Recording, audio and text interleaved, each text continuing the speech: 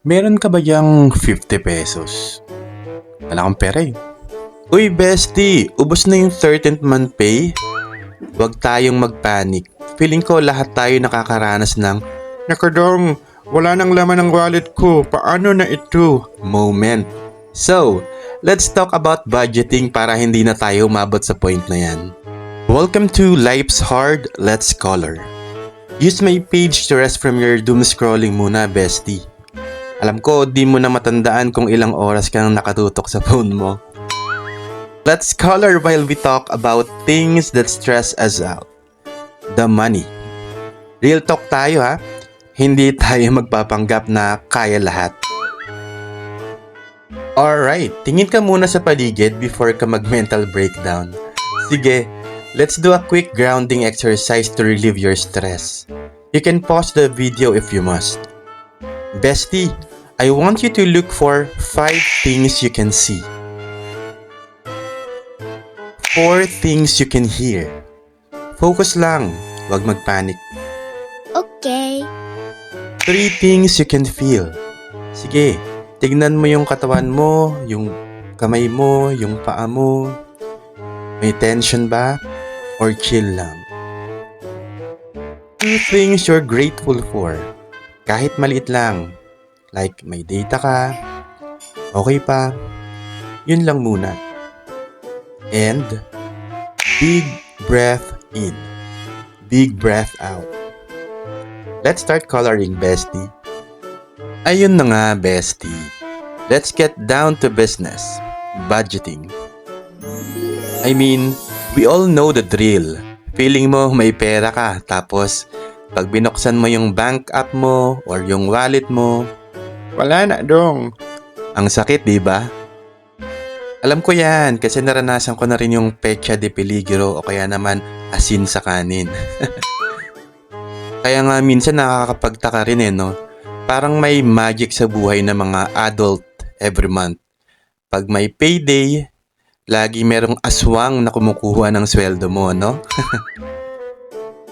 I remember last month, I spent on random stuff, yung mga unnecessary. Kape, mga snack, tapos ito pa. Yung isang beses na nag-order ako ng food delivery, tapos parang ayoko na lang. Isama na lang sa food budget. Ganon. Kaya tip number 1, set up categories. Bestie, don't just budget in general terms. Gawin mong structured.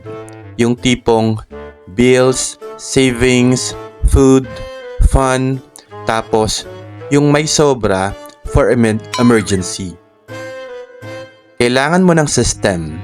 Huwag mong gawing bahala na, gagamitin ko na lang ito for everything. May resulta yan. Spoiler alert, bankrupt. Nakodong. Tip number 2, don't touch your savings. Real talk, bestie.